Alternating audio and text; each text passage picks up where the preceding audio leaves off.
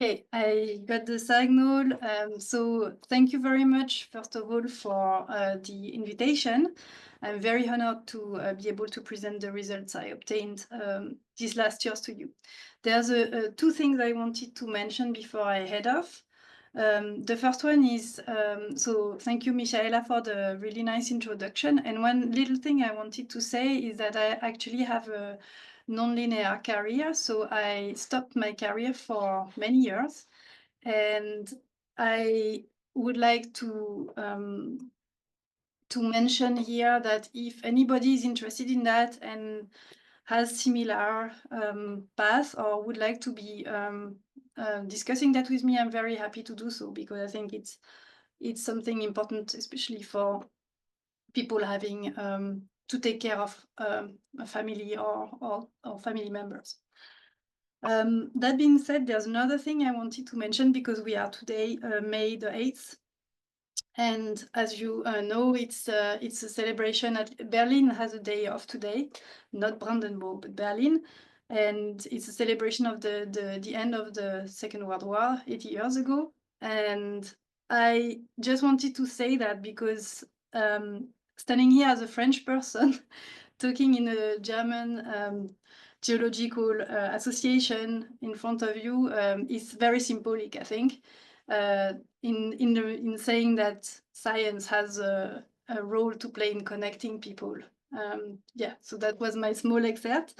I think we can start. I will just stop for a minute because I realize I don't have my pointer ready, which I will now have.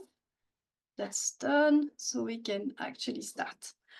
So I will be talking about past rivers today, and as you can see, I was not working on this on my own. It's of course a very big group of people who have been working on this topic with me, and you will see it's coming from different archives, so that's why there's such a big group of people involved. There's modelers, there's people working on data science, and there's people producing data like I do.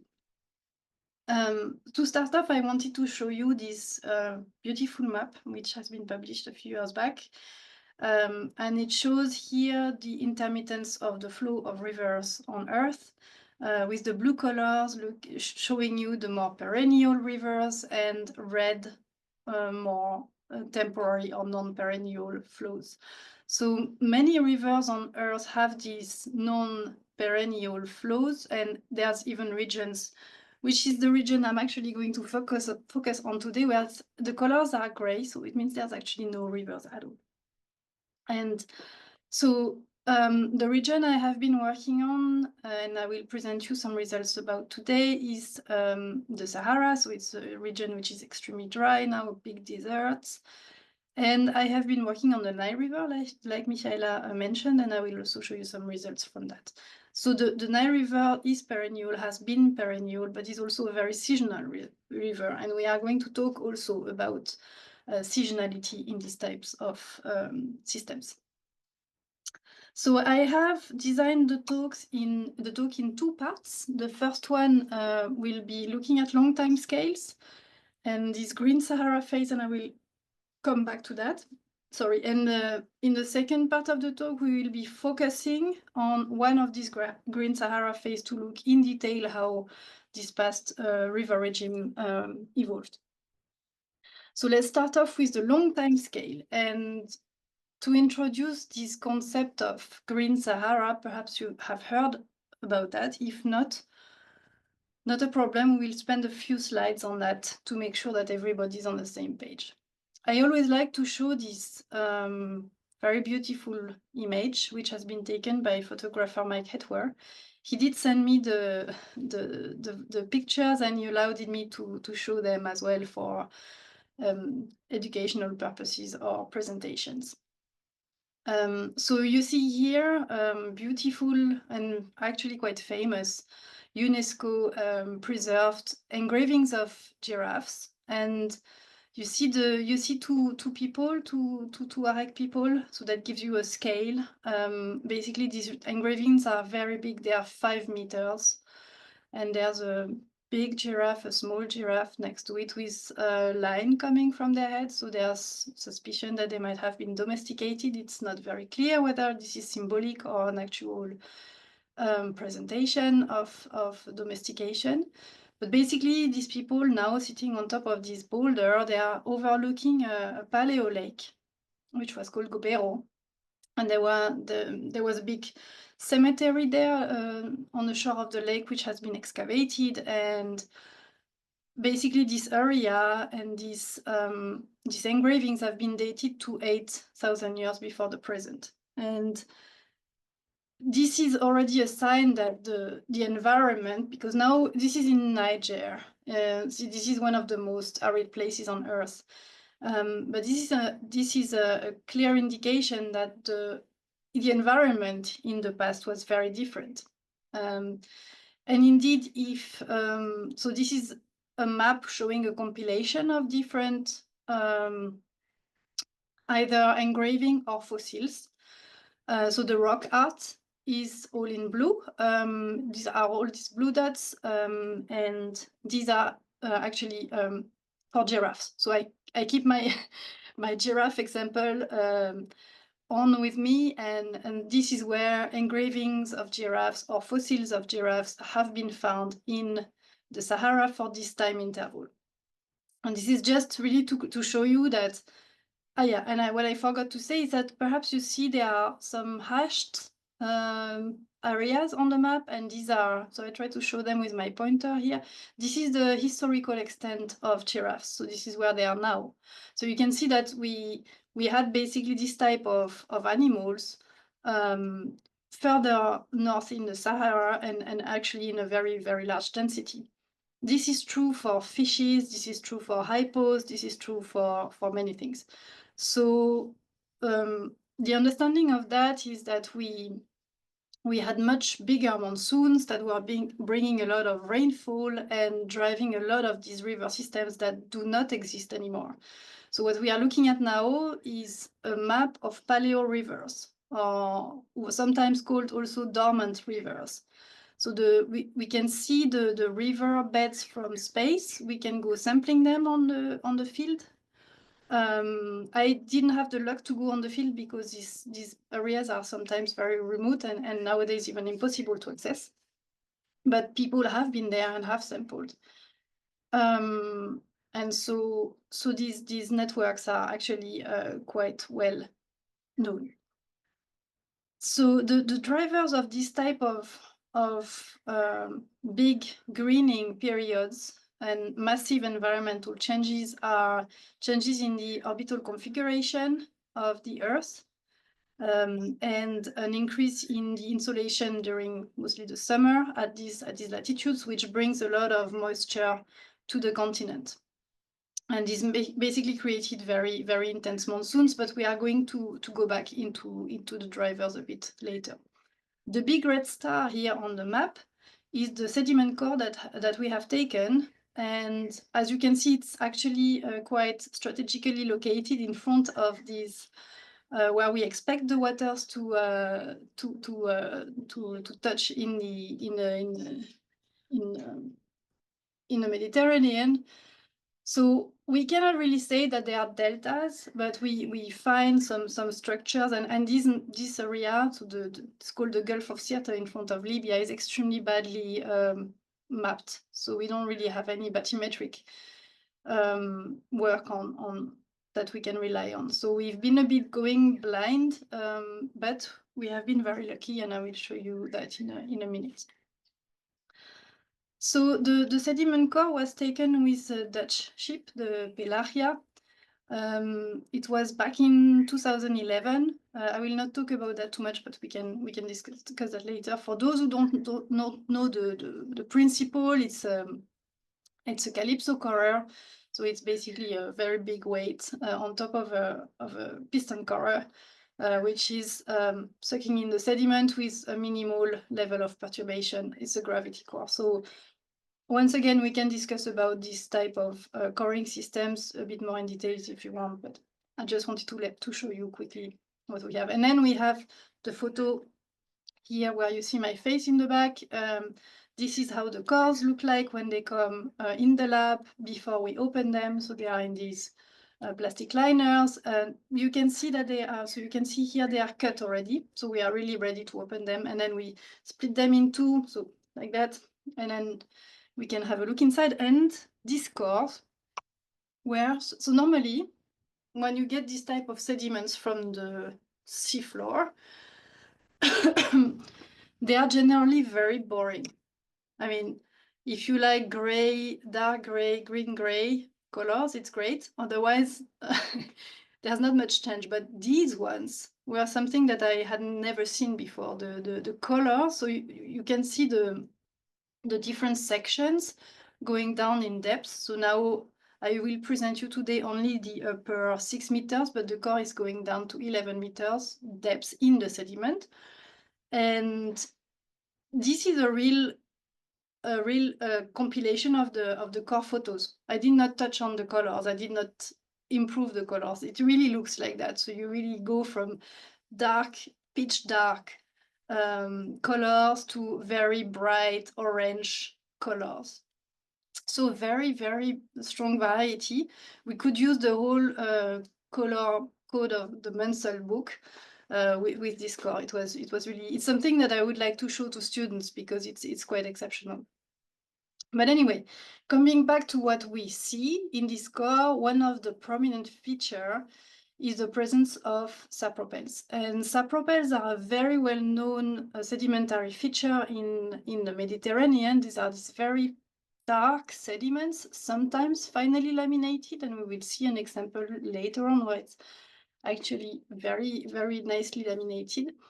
They are very rich in organic matter, and these were deposited in moments when we know that the whole basin, basically the deeper basin of the Mediterranean was anoxic.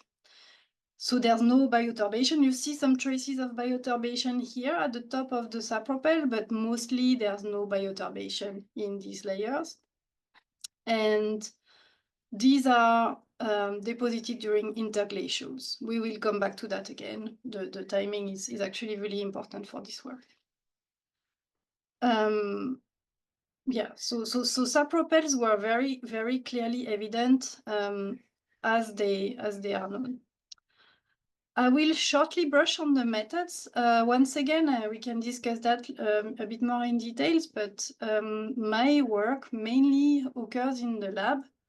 I'm an isotope geochemist and a sedimentologist. So, and I'm using, especially for this work, I have been using neodymium and strontium isotopes in the sediments, so in the minerals, to track where they come from. They are a very good indicator of provenance, and we will again come back to that a bit in detail. What you see, so it's me in full gears to actually completely dissolve sediments. We use these very strong acids, and we have to be completely covered. So it's, I'm not always going around like that in the lab, but this is the full gear that we use. Then you see some columns that allow us to separate these elements and to purify them before we measure them on the big machine that I'm showing here, which is a multi-collector ICP-MS, where we can precisely measure the amount of each isotopes in the samples. It's a lot of work, so we cannot run many samples, but this is quite a powerful method. So just for you to understand why we do that, why we use this couple of isotopes, here I will show you just how we interpret the neodymium isotopes. And here you see the location of the core offshore the paleo rivers. You see the trace of the paleo rivers, which I have just got from the studies that were done before us. And you see also some black hashed regions, and I'm showing them with my pointer now. These are volcanoes. These are former volcanoes. I don't think they are active anymore, but these two, for instance, are very high plateaus. So they are something like 3,000 to 4,000 meters high. Now this is really, sometimes they are called the water tower of the Sahara, because they used to have to host lakes, and they were probably a reservoir for the water, for the rivers flowing towards the Mediterranean. But what's important also is that because they are volcanic, they have a very specific type of signature, which is here represented by these red colors. And this signature is what we call radiogenic. So it's generally young and volcanic rocks that have this specific signature, whereas the sediments around, so in the basins, the surface sediments are generally a mixture of sand and finer sediments, and this is a lot more crystalline in terms of geology, and it has a completely different signature. So it is what we call unradiogenic. So the idea is that we should be able to track sediments coming from here during the reactivation of these rivers using this volcanic radiogenic signature of sediments. That was basically the setup of this study, and the idea was also that we knew, so a colleague of us could go to Libya during her PhD back in the days and got some bivalves that were deposited in the riverbeds. And she did measure the neodymium isotopes on these bivalves, and we could see that they were already a little bit enriched in more radiogenic neodymium isotopes. So this was a bit the background before we started off. Yeah, so I jumped directly into the results. Again, we can talk a bit more about the details later on if there's a need to. But I thought I wanted to show you directly what we have. So we are now on an age scale from 220,000 years before the present to the present. And this black and white box that I have at the bottom on the age scale are the marine isotope stages. So 1 is the Holocene, 2 is the last glacial maximum, 3 is a glacial as well, 4 glacial, 5 interglacial, 6 glacial, 7 interglacial. And what I plotted here is 2 things. So first of all, we have the strontium isotopes. So I showed you the neodymium, but it works more or less in the same way with the strontium isotopes in black. So this is going up and down. Pretty, I mean, the variability is quite significant for this type of isotopes. And in the background, the colors you see, so it's green, yellow, and then white. And these are different grain size end members. So it's a proportion of different grain size end members, with the green one being the very fine end members. So what we see is that we have periods when we have, like here, we have a lot of very fine grain sediments with this more radiogenic type of isotopic signature. And this is typically what we expect to see when we have the reactivation of these paleo rivers. So we are so far offshore that the type of sediment we get is only the suspension load. So it is not possible to see anything sand size which would come from the river because we are way too far offshore. So this is actually completely coherent with what we expect to see. So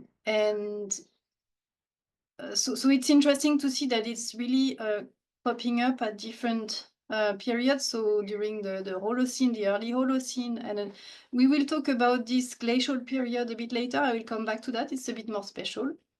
But then during the big interglacials, we have this strong signature of the finer, more radiogenic sediments coming in. And what we've done is that in order to understand a little bit what was happening, I contacted some modelers. So it's Axel Timmermann and Tobias Friedrich, who are respectively in Busan, in Korea, and then at the University of Hawaii in the US. And they run this big model, which is called LoveClim. The good thing of LoveClim is that they have transient model output for the last 800,000 years. And so I asked them to please give me some some output for the period of interest. And what I asked them, so these are the results that they gave me, and I asked them to please give me the simulation of the precipitation amount for two regions. First of all, for the Tibesti, which is this volcanic plateau in the middle of the of the Sahara, which is my water tower, and then for the coast of Libya. And clearly the precipitation amount on the Tibesti has been going up and down at the same time as what we see in the sediment core, with a large amount of sediment probably being driven by reactivations of this river due to this very strong precipitation on the high volcanic plateaus. So again, coming back to what I was introducing at the beginning of the presentation, these Sahara, the green Sahara phase are due are induced mostly by this stronger monsoon reaching these volcanic plateaus in the middle of the Sahara and driving the transport of water towards the Mediterranean. And that is what we see in our core. What was interesting with these models is that if we look at specific time intervals, we can also have a look into the seasonality of precipitation. So here you see the map is a bit distorted, but you have basically Africa with this network of paleo rivers and the two boxes where we did the reconstructions of precipitation using the models. And you see the big monsoon coming in, bringing a lot of water on the Tibesti, and then the rivers flowing from there to the Mediterranean. That's the summer monsoon situation. And what was interesting to see is that we also had quite some rainfall in the autumn, but more on the coast. And this is something that was already hinted at by other people, and now there's also a few papers in the meantime that came out on that. So it seems that during these very strong interglacials, we had a combination of both. Basically, we had a combination of very strong summer monsoon, but also a lot of rainfall coming probably in the autumn and the winter on the coast. And this is due to the fact that basically the temperature, the latitudinal or meridional temperature gradient was much smaller. And so you had at the same time these very strong monsoons, but also a lot of Mediterranean storm tracks coming in during these time intervals. If we look, so on the map, the way it looks like and our interpretation is a lot of summer and autumn precipitation during the interglacial. So these mega monsoon intervals. If we have a look into the glacial, and I will not spend so much time on it, but it's a bit of an interesting pattern we have here. We have a lot of fine-grained sediment, so fluvial sediment, but the signature is not very radiogenic. So I was actually wondering, so we have a lot of these green and yellow colors, so more fine sediments, but the strontium isotopes remain not very high. So we have a mix of sediments, and we have, I was puzzled for a very long time by these results. I see something is happening, but I could not understand. And what probably happened is that, in the contrary to the interglacial situation, we don't have such a strong monsoon. So we have very little rain on the Tibesti, not enough to drive the reactivation of these big, large trans-Sahara paleo rivers. But what we do have is quite some rainfall in the autumn, once more, coming from the Mediterranean storm tracks, and which were probably reactivating these small wadis. And I will show you on the map how it looks like. There's a bunch of small wadis, which are presently active for some of them, and they are draining some smaller volcanic plateaus. These are not very high, they are a lot smaller, they have a similar volcanic signature, but not as prominent as what we have from the big Tibesti and Hogar plateaus. So probably we have a mix of of mineralogy, but the fact that it's transported by rivers is clearly seen in the grain size distribution. So that's it for the autumn and the winter, where we had this more coastal type of precipitation. So if I sum that up and try to put it in the frame of how it might have been important for human populations and migrations, we have these two different scenarios with big interglacials being very wet all over the Sahara, with big corridors being opened by these trans-Saharan rivers flowing most probably all year through, so being perennial at that time. But also a lot of rain on the coast during this interval. So basically the whole Sahara is very green, and the rain is coming from different climatic regimes.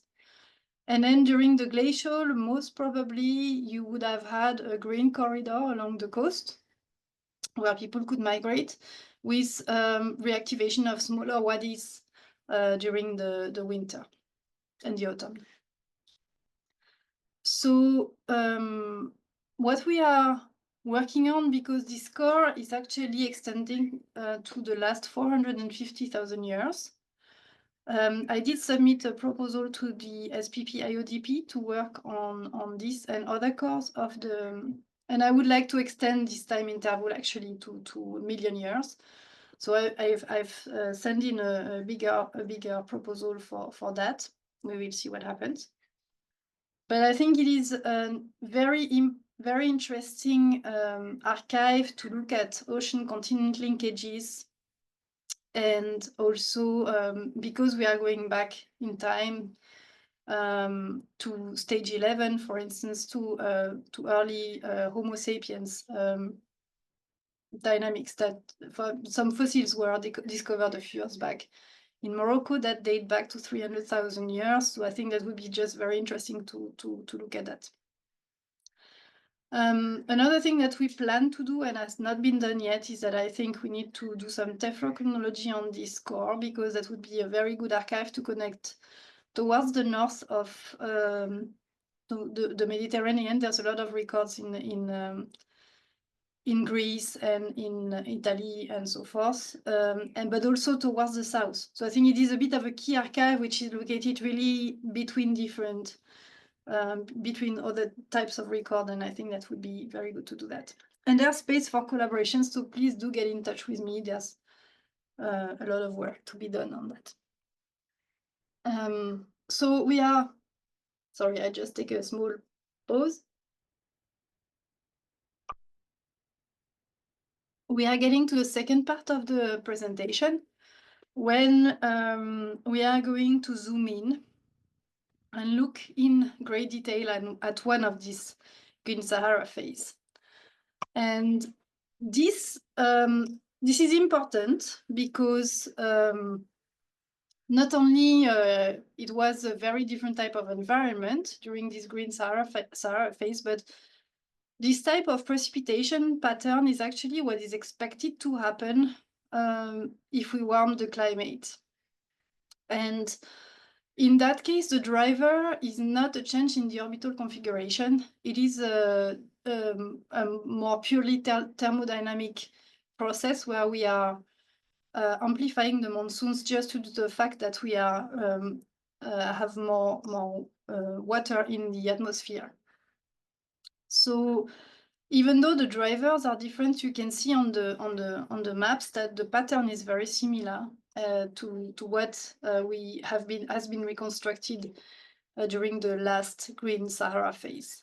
So this is on the left. This is on the left. This is from the IPCC report. This is a projection for the future, and on the right, this is a modeling of the last 9,000 years, 9,000 years. That's a model that has been run by a colleague of mine at AVI. And so basically, it is a perfect, no, it's not a perfect analog, it's a partial analog, but allows us to look at how precipitation has been changing the river regimes. And basically the question is, if we think about it as a partial analog or quasi-analog, what would be the response of these large rivers, such as the Nile River, to largely enhanced rainfall?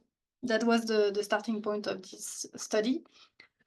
And there is one study that has been looking at how the Nile runoff would be changing. So it's a modeling study. So these are a model ensemble, so run in CMIP5.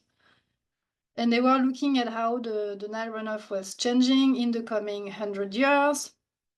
So in red, you have the mean of all these different individual models, which you can see on the with the different colors. And in black, it's actual data. So you can see there's not a actually no perfect match between the data and the model. But the mean seems to increase, so the runoff might increase.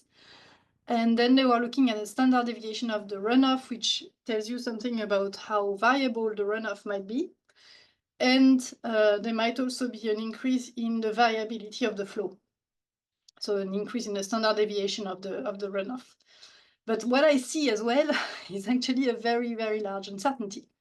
So depending on what kind of model you run, you will obtain different responses, and it's very hard to weight. We don't really know which ones are telling us the actual picture. So this is again something that motivated us to do this study.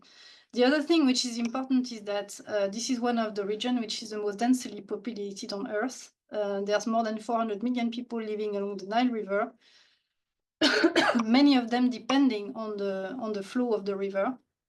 So, and we also know that there are a lot of transboundary conflicts due to the Nile River, to whom it belongs and so forth. So these are actually results that we do need to anticipate the future. And luckily, we have this core. So you see on the left-hand side a photo of the core with the sampling I have done on it. So I took these 10-centimeter blocks. So what you can see first is that this core has fine laminations. I hope you see them. I will show them to you in a much better way later. But you see these lines, and they are basically finely laminated. You can see the laminations by eye. When I started this study, I didn't know if these layers, so what kind of depositional environment it was. The only thing I knew is that it's a subpropel. So there's no bioturbation in it. It's rich in organic matter. It's just not a classical subpropel in the sense that it's not super dark, and it's very big. It's 5 meters thick. So it's a sort of extended subpropel layer. And I came to the GFZ and I knew that they were working on valves in lakes. So I basically wanted to use their technique to analyze this type of sediment to work on this core. Sorry, I need to drink again. And this is what we've done. So we embedded the blocks that I took from the core in resin, and we got thin sections out of it. And then on the right-hand side, you see a photo of the thin section. So this is one of it's a 10-centimeter thin section. So you see the layers are actually probably 1 millimeter thick, something like that. And then you see these elemental maps that I have done on the block, on the blocks. So it's a very good help to see what kind of geochemical pattern we have in the layers, whether this is a recurring pattern or not. I will not bash you completely full with that, but it's a very nice tool to be able to analyze this type of of records. Just for the fun of it, this all happened in 2020. And so I took I had my blocks done. Fortunately, I had everything ready. My thin sections were there. So I just took my microscope at home And I counted valves, showing some valves to my kids once in a while. But yeah, I had a lot of fun counting valves during COVID time. Just to dive a little bit into that, not too much, but I just wanted to show you what the work, what kind of work it is actually to do that. So now it's a representation of the core, which is in total almost 6 meters long, finely laminated, like I said, very beautiful. And this is the thickness of all the type of layers I found in the core. And the first thing I had to do is just recognize what kind of sub-layers I would find. And this is my interpretation scheme, where I have very fine sediments with no grains visible. Then I have some carbonates, which are also extremely fine grain. And then I have something which is a bit coarser. We can see the minerals by eye almost, but we can see them quite well here on the microscope. And then I have a layer which is full of carbonates, and I don't know if you see this guy here. This is a foraminifera cut in slice. So I had this type of layers with some grains, some quartz grains, and some biological components like this foram, but also a lot of coccoliths and stuff like that. So basically, this is a recurrent pattern. Fine sediment, fine carbonates, coarser sediments, and then this layer of biogenic stuff. And this is happening over and over and over again, always in the same sequence. So this is already a good indication that we are probably in a depositional environment where this is a regular pattern. This is happening in a regular fashion. And that was the first hint that we might have some valves here, because that's a typical thing of valves, that they have this seasonal pattern, which is actually very stable through time. So I measured it all, and we did some as-if HK modeling, which I don't show you here, but I have a slide for it, so I can show you later. We combined the age that we obtained on foraminifera, so dating foraminifera with radiocarbon, with the counting I did. And so I have a prior, which is basically the sedimentation rates that I calculated from the thickness record, and I compared that to the ages of the radiocarbon to make an age model. It's actually working really well. So I could put, yeah, and one thing I forgot to say, excuse me, is that we are now going to focus on these layers, which is here the black stuff. And it's what I interpret to be the summer flood of the Nile River. It's coarser, so it's something that happens when the river is more active. And this is very typical of what happens during the summer in the Nile River. So I interpret these layers as being remnants of what has been transported by the river during the summer flood, during one of the strong Green Sahara phase. And I put that all back on time. So we have our age model, we have an interpretation of this layer thickness. And now we are between 9,500 years and 700 years. We are more or less, it's an interval of almost 2,000 years, with a part which is not valved, so not counted. And basically, and I will also show you that in a minute, but basically the interpretation is that the thicker the layers are, most probably the larger the flood was.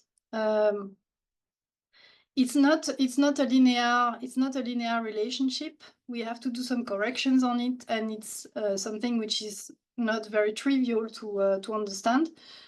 To back us up, we have some grain size measurements that we have done. So I can show you that also later. I have done some data transformation because of these non-linearities and the fact that the data is constrained. And based on that, I have actually looked at how many we have of these very strong floods per 30 years, and how many do we have of these very small floods, so droughts, in 30 years. And what's interesting is that this varies a lot. And we have these episodes where we have a lot of strong floods and a lot of very weak floods. So we actually have a lot of interannual variability during this time interval, which means that we have very big floods. Sometimes, I just go back a few slides. Sometimes we have more than 5 millimeters of sediments being deposited offshore. This is a lot. It's a very big amount of sediment in 1 year. Sometimes we have barely zero. I could not see the layer by eye under the microscope. So we are jumping between massive floods and nothing at all, and again a massive flood and nothing at all. And it can be, so here I made sure that the record has been actually corrected for memory effect in the system. So this is really telling me that we are really in a system which is flipping very, very fast from very, very large to very, very small floods. And this is, of course, important to know, because if you remember what I showed you at the beginning in the models, this is what is expected. We expect an increase in the variability of the flow. And this is, for people living along this river, something important to keep in mind when they plan to install, I don't know, dams or systems for irrigation or reservoirs or things like that. So our conclusion for that is that warmer and wetter climates do lead to very, very strong runoff variability. And we wanted to, because it's an annual record, we can do some time series analysis, and we wanted to understand what is the driver of this very strong variability. And it seems that a large part of it is driven by frequencies that are falling in the type of ENSO frequencies. So El Niño Southern Oscillation is a big climatic driver, which is originating in the Pacific, but has some connections with what happened in the Nile. And we see that, I think I will skip that, we can come back to that, but this is, the Nile River is great because we have long-term river records, and these are these Nilometer records. So it's these buildings that have been made by ancient Egyptians to record the level of the Nile through time. And they have made records year after year for 1500 years during the late Holocene. So we can compare. And the same type of variability was found in these historical records and in our records. So we suggest that actually El Niño Southern Oscillation has been a main driver of floods in the Nile River for a long time. This is known at present. We know that changes in El Niño Southern Oscillation does impact the precipitation in Ethiopia, with El Niño generally resulting in very dry summers and La Nina in much wetter conditions in the Nile. So this is known at present. What's interesting is that it stays a very important pacemaker also in warmer, so in the past and in warmer and wetter climates. I will skip that. This is a bit specific. It's about why the type of ENSO we had during the early Holocene. What I wanted to say again, coming back to these extreme floods and drought events, there it's a different type of driver probably operating, and it's something which is operating on longer time scales, probably between 50 and 100 years. And again, this is important when we do long-term simulations, to anticipate what's going to happen. On top of having a look at what happens in a very short time scales, you need to have a look at what's going on in the longer time scales. So this is actually quite important. And once again, this was found in the records of the Nilometer and in our records. So it's a stable driver. We don't really know what the driver is, but it's a stable frequency. So I just want to finish with that. With this study, we confirmed that wetter climates will lead to stronger and higher fluvial variability. Probably El Niño Southern Oscillation is dictating a lot of the variability we observe. And we also see something is happening on longer time scale, which is an important driver as well for extreme flood events. The next steps now will be to try to use this record to benchmark, because this is a qualitative record still, And we would like to go to a more quantitative record, so understand what the volume of sediment is telling us, and about the volume of water being in the river at that time. And for that, we will use grain size measurements and predictions at layer resolution. It's a bit of a geeky thing we are trying to do, and try to reconstruct flow strengths on an annual level. So that's it, I'm done. I hope it was not too long. Thank you for your attention. Thank you so much, Cécile, for this very interesting talk.